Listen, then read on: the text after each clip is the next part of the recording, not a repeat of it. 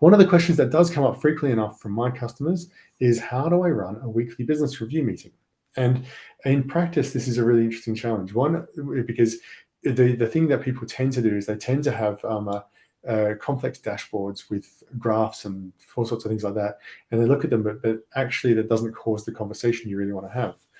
What I recommend doing is getting the primary metrics, the things that matter. Maybe there's 10 metrics that really matter for your organization. Maybe there's 20 for your team, and put them into a spreadsheet, like a table, literally a table with numbers on it.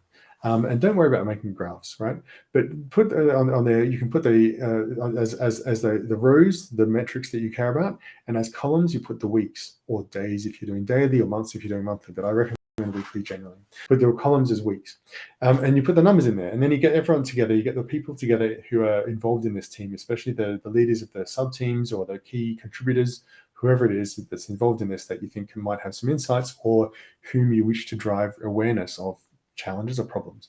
And you talk about them, and you want to compare them to the goal that you want to get to. You want to compare them to last year if you can get those numbers, or last quarter, or last week, or last month, whatever a good comparison is. And you want to think about seasonality there and about the growth trajectory.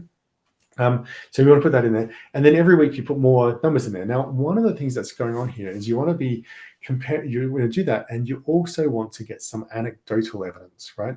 What are the biggest complaints this week? What are the biggest problems that we had from within our team that people are talking about? What are the things that our customers are happy or unhappy about? What are the things our stakeholders are happy and unhappy about? And you have just a list of those.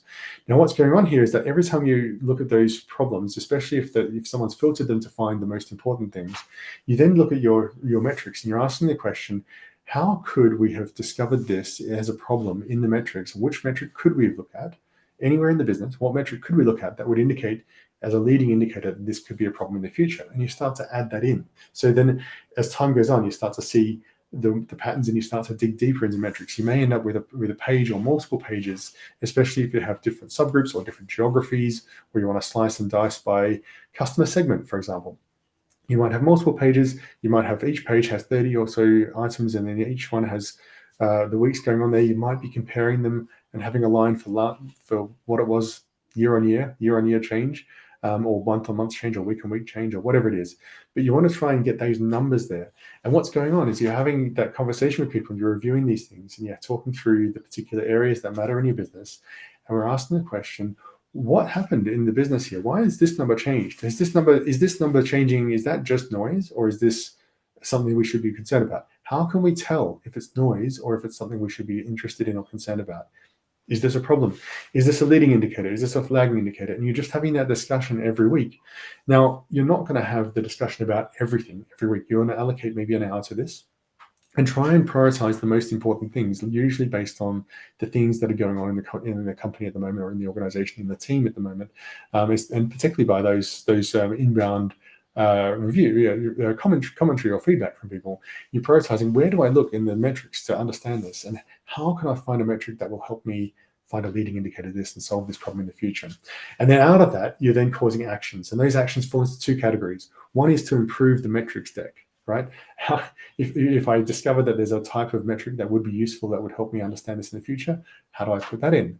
If there's a comparison that would be useful, how do I put that in? The second thing to do is, the second kind of action is the changes that you want to drive through your organization. Now, that may be just a simple change to the process, the operation process that you're using. It may be a new project, a new feature, a bug fix. It could be anything, but you want to just have it out of that, the types of actions that come out of that. And then in this meeting, the following meeting, you're then reviewing those changes. Did we get that new metric in there? Have we had the change going?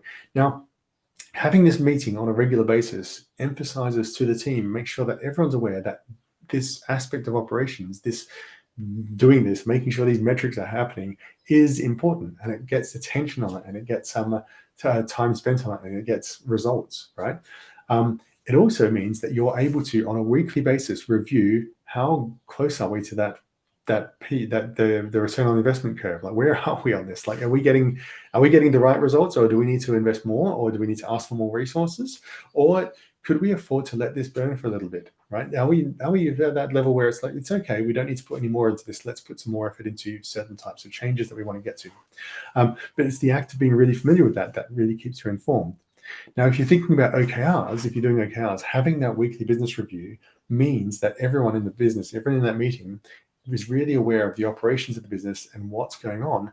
Hence, they can understand how to form and create strategy or how to do innovation that will actually help the business, right? That attention on there on a regular basis is what informs you. It makes you understand what's going to happen.